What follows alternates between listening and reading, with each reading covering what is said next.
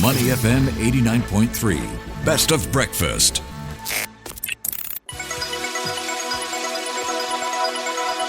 The U.S. Market Update with Money FM 89.3. Good morning. Welcome to the U.S. Markets Wrap with me, Ryan Huang. We've got some red on the screen with stocks slipping after President Donald Trump's shaky commentary on global trade deals, dashing hope somewhat that progress is not happening on the tariff front. So investors also waiting and seeing, I suppose, for the Fed's policy decision in the next few days.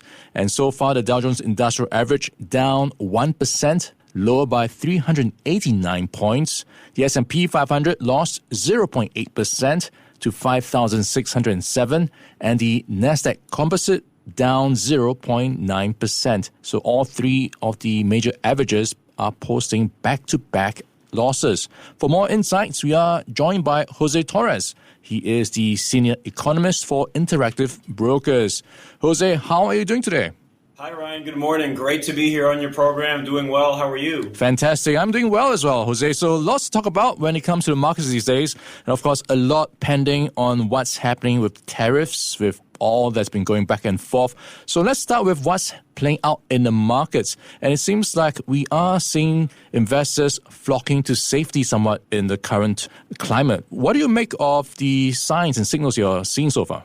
Absolutely, Ryan. Well, we had a 9-day heroic winning streak, 9 days in a row of gains coming off that sharp loss in early April that brought the major averages into a bear market.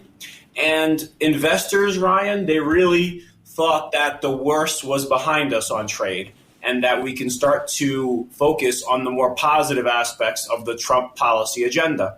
But then yesterday and today, there seemed to be some reversal on trade. You know, Beijing was talking to the European Union, trying to undermine Washington's influence. You had President Trump also allude to more patience. And then also you had a little bit of communication differences between Commerce Secretary Lutnick, Treasury Secretary Bessent, as well as the Commander-in-Chief. So that really got the investors a little off sides, a little too much green, too fast. So now we're paring back a little bit.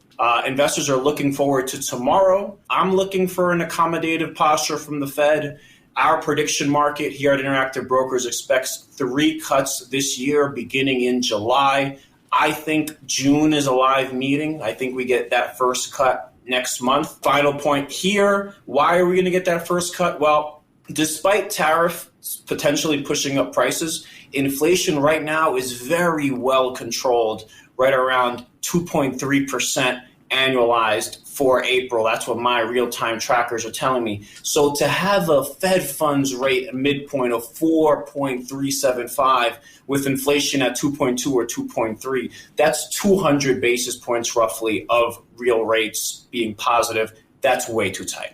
Yeah, Jose, lots going on with the tariff talks and a lot of mixed signals as well. And in recent days, we've been seeing weakening of the greenback. The dollar is down to about 99.27 on the dollar index. Year to date, down about 8.5%. What do you make of the weakening of the dollar in recent days? What's it telling you right now? Well, Ryan, international investors have been shying away incrementally from the U.S. It hasn't been a total boycott, but there has been an incremental outperformance by some of the foreign markets, namely Europe. Global stocks have been doing particularly well when U.S. stocks this year haven't. And then one important aspect also is that typically when you had yields increase, the dollar index would increase as well. You're not seeing that. You're seeing quite the opposite, and that's pointing to capital resisting the United States for now. So in some sense, a vote of confidence or lack of confidence for the U.S. economy. Is that where it's going? I don't think so, Ryan. I think it's more incremental. I think folks want to be more diversified. This administration is a lot different than the last one. It's not a status quo kind of administration. It's not let things be the way they are kind of squad. It's more like let's re-engineer the whole economy. Let's change a lot of different things. And, that brings a lot of turbulence, a lot of volatility, something that equity investors haven't really been used to much in 2024 and 2023. Those years for the U.S. were roughly, between 20 and 25% gain. So seeing this volatility and this turbulence, it has people nervous. There's also some feelings of, that trade tensions could affect folks personally and countries directly. So, folks and businesses are staying local, incremental. How much does the recent trade deficit play a part in weighing on the dollar's strength? I don't think it's a huge factor. The first 3 months of the year, the trade numbers, obviously the trade deficit for the U.S. widened significantly to a record in March. We got a reminder of that yesterday morning on May 6th. And much of it was due to front running the tariffs from April 2nd.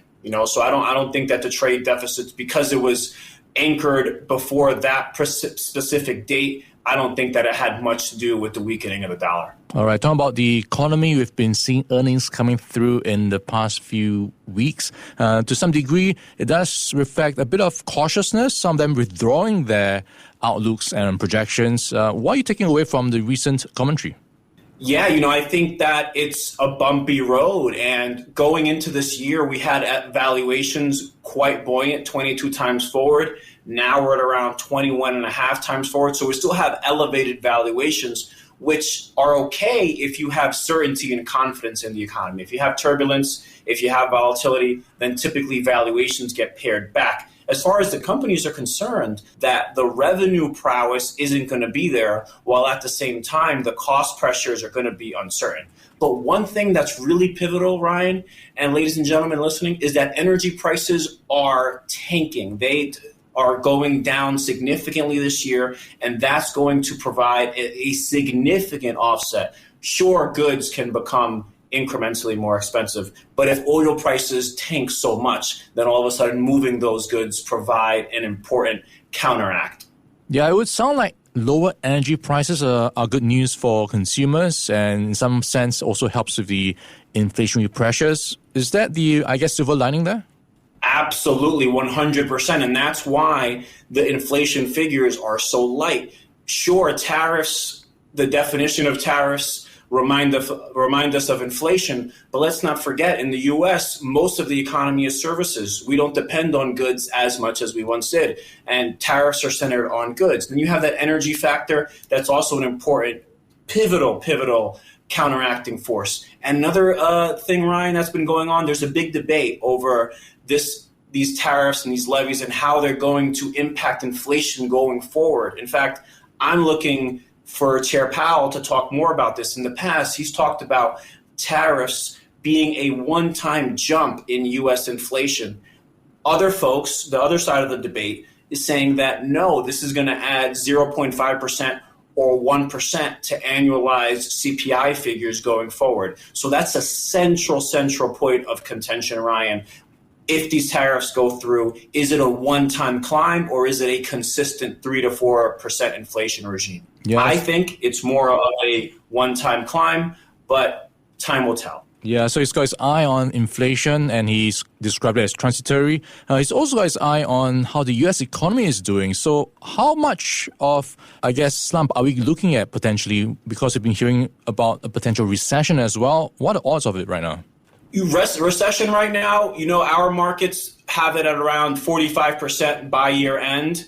I think it's driven mostly by uncertainty and because people just don't know. But when you look at the last GDP report, and I know it was negative, but imports subtracted 5% from the headline. It was only negative 0.3%. Without that surge in imports, you have a positive number. Consumer spending remains strong. Business investment was through the roof. And the administration's goals to try to balance the budget were also present. Government spending took off 0.3% from that report because the administration is trying to balance that budget.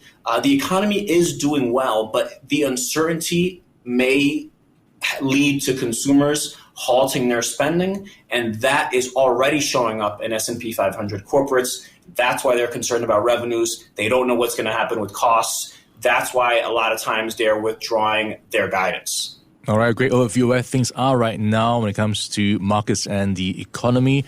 And we've been in conversation with José Torres. He's the senior economist for Interactive Brokers.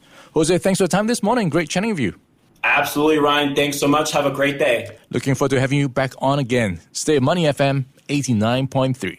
Before acting on the information on Money FM, please consider if it's suitable for your own investment objectives, financial situation, and risk tolerance. To listen to more great interviews, download our podcasts at audio.sg or download the audio app. That's AWEDIO, audio at the App Store and Google Play.